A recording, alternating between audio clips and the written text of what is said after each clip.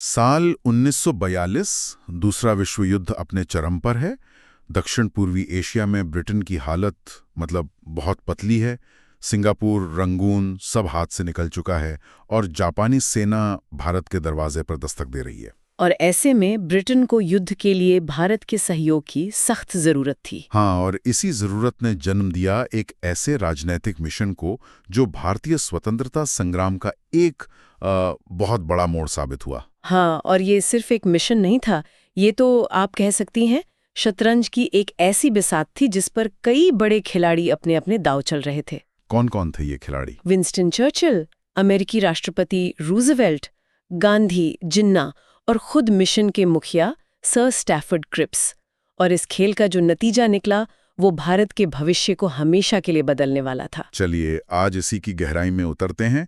ये Cripps mission आखिर था क्या, इसे क्यों भेजा गया और क्यों ये एक ऐतिहासिक विफलता बन गया?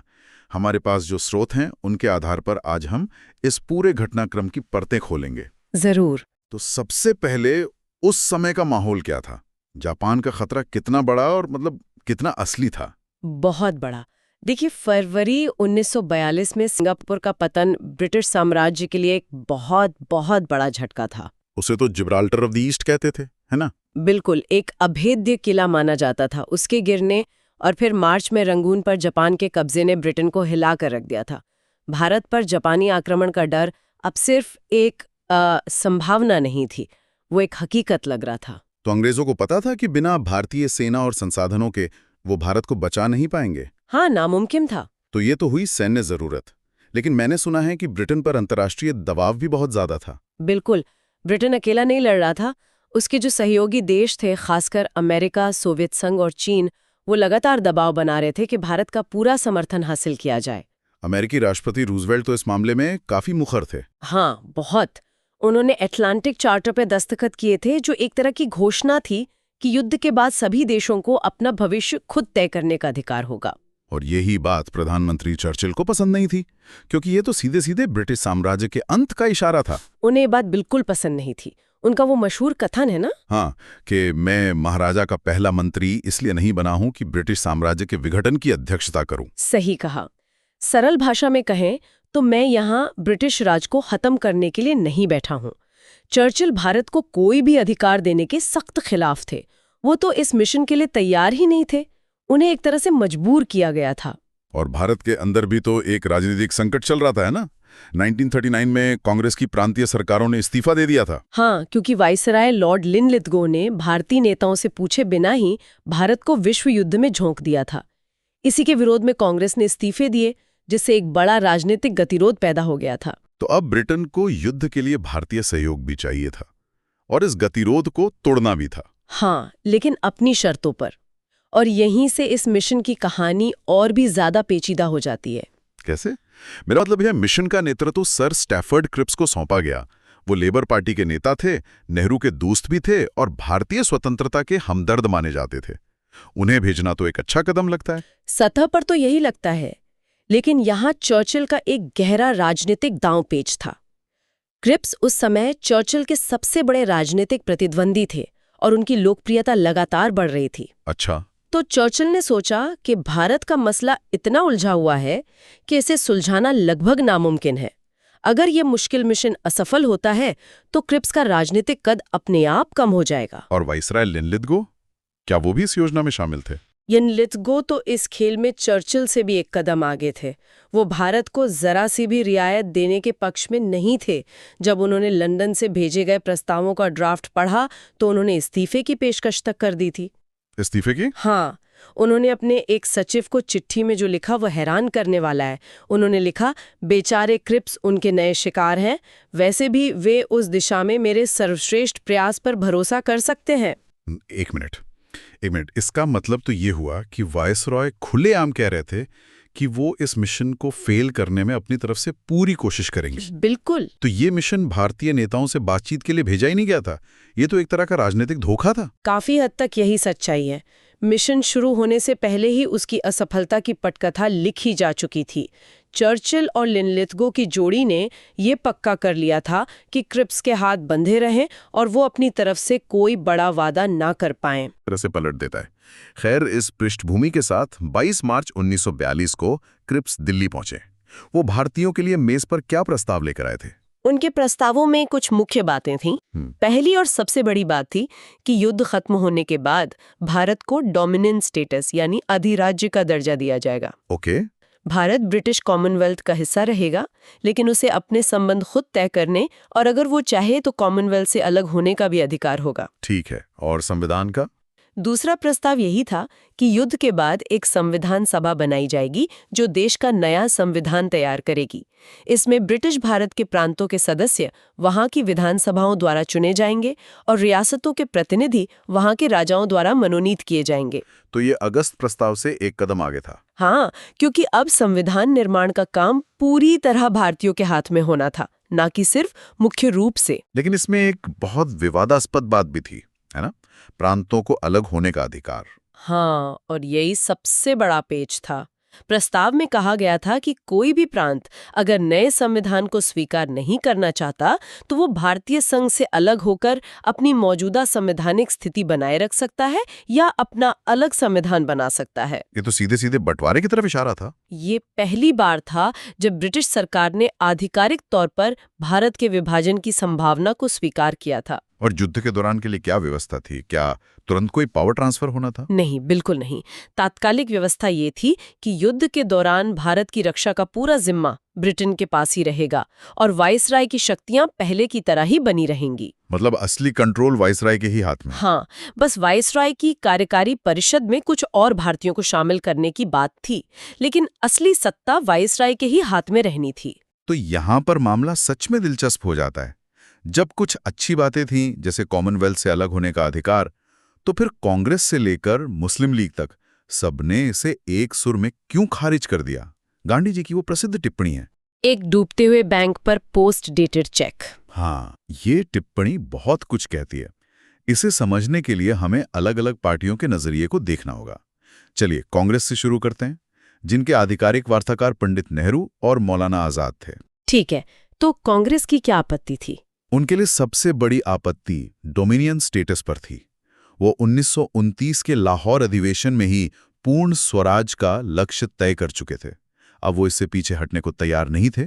उन्हें पूरी आजादी चाहिए थी, और वो भी तुरंत, न कि युद्ध के बाद किसी अनिश्चित तारीख पर। बिल्कुल।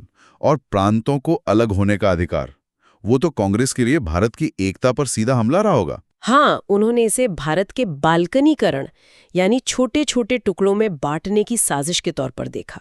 सही कहा। उन्हें ये भी मंजूर नहीं था कि रियासतों की जनता अपने प्रतिनिधि खुद न चुने, बल्कि राजा उन्हें मनोनीत करें। ये उन्हें अलोकतांत्रिक लगा। और रक्षा विभाग का मुद्दा भी तो एक बड़ा कांटा बना था। हाँ, वो एक बहुत बड़ा मुद्दा था। कांग्रेस का कहना था कि अगर हमें युद्ध में सहयोग करना है तो हमें रक्षा विभाग में वास्तविक हिस्सेदारी चाहिए। इस पर नेहरू ने एक बहुत तीखी टिप्पणी की थी जो इन स्रोतों में मिलती है। क्या कहा था उन्होंने? उन्होंने कहा था कि इस व्यवस्था में तो भारतीय सदस्य सिर्फ वायसराय के वर्दीधारी अनुयायी बनकर रह जाएंगे। वर्दीधारी अनुयायी? हाँ, मतलब जिनका काम कैंटीन चलाना और स्टेशनरी का हिसाब रखना जैसे छोटे मोटे काम होंगे। ये एक तरह से बेइज्जती थी। अब मुस्लिम लीग की बात करते हैं। ये थोड़ा हैरान करने वाला है।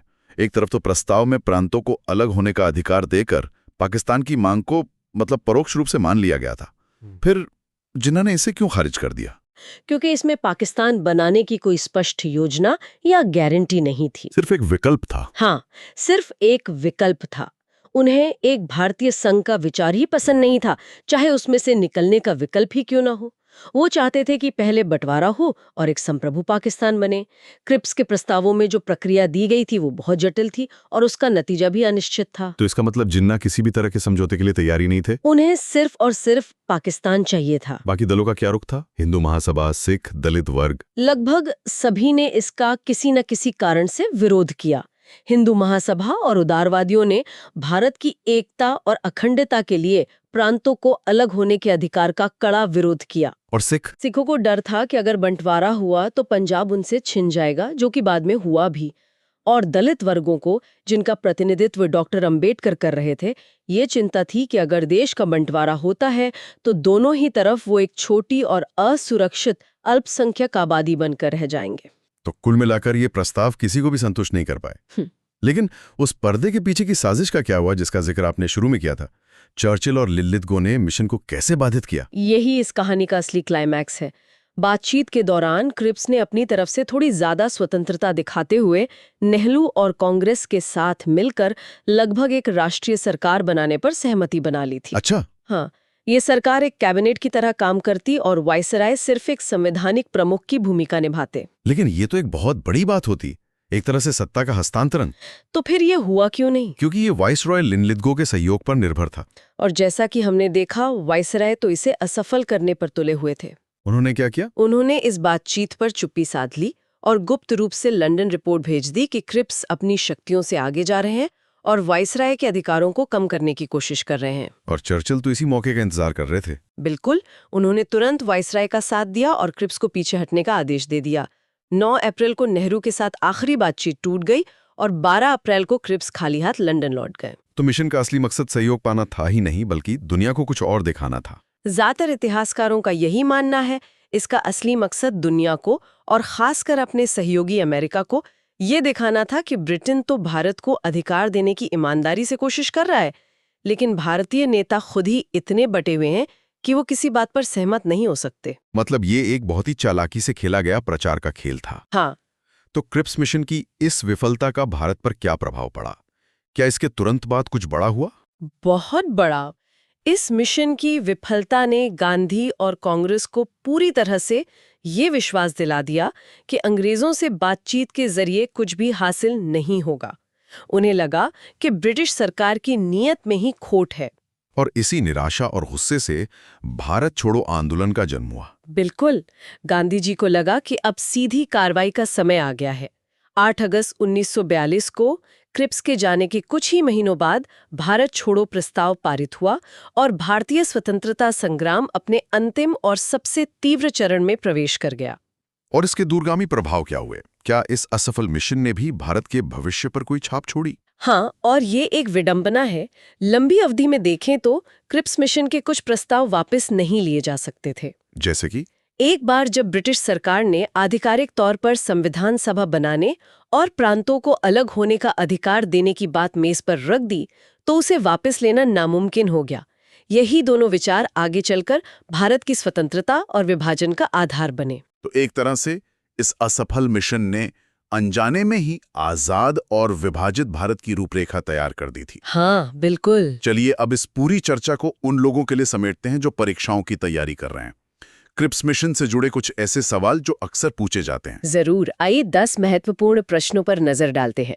पहला, क्रिप्स मिशन भारत किस वर्ष आया? 1942 में। ये मिशन किस ब्रिटिश प्रधानमंत्री ने भेजा था? Winston Churchill. कांग्रेस की तरफ से आधिकारिक वार्ताकार कौन थे? पंडित जवाहरलाल नेहरू और मौलाना आजाद। क्रिप्स प्रस्तावों का सबसे महत्वपूर्ण पहलू क्या था? द्वितीय विश्व युद्ध के बाद भारत को डोमिनियन का दर्जा और एक संविधान निर्मात्री सभा का गठन। क्या प्रस्तावों में प्रांतों को भारतीय संघ से बाहर रहने का विकल्प दिया गया था? हाँ, दिया गया था। पोस्ट डेटेड चेक किसने कहा? महात्मा गांधी ने। क्रिप्स मिशन के समय भारत का वाइसराय कौन था? Lord Linlithgow. मुस्लिम लीग ने प्रस्ताव क्यों अस्वीकार किया? क्योंकि इसमें पाकिस्तान की मांग को स्पष्ट रूप से स्वीकार नहीं किया गया था। और कांग्रेस ने? पूर्ण स्वतंत्रता के बजाय डोमिनियन दर्जे और भारत के विभाजन की संभावना के कारण।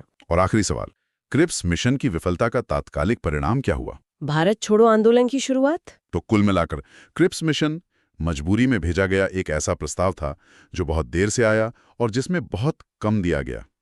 इसे पर्दे के पीछे से असफल किया गया और अंत में ये भारत की आज़ादी की लड़ाई का एक बड़ा उत्प्रेरक बन गया। सही कहा। और ये एक महत्वपूर्ण सवाल भी खड़ा करता है जिस पर हमारे श्रोताओं को सोचना चाहिए। क्रिप्स मिशन के प्रस्तावों में ही विभाजन के बीज छिपे थे। अगर किसी तरह ये मिशन सफल हो जाता तो क्या भारत का भविष्य कुछ और होता? क्या एक डोमिनियन दर्जे के रूप में एक संयुक्त भारत का निर्माण संभव था? हाँ, जहां प्रांतों के पास ज्यादा अधिकार होते। या फिर इस मिशन की असफलता ही स्वतंत्रता और विभाजन दोनों को तेज करने के लिए एक जरूरी कदम थी। ये इतिहास के उन बड़े क्या होता अगर वाले सवालों में से एक है।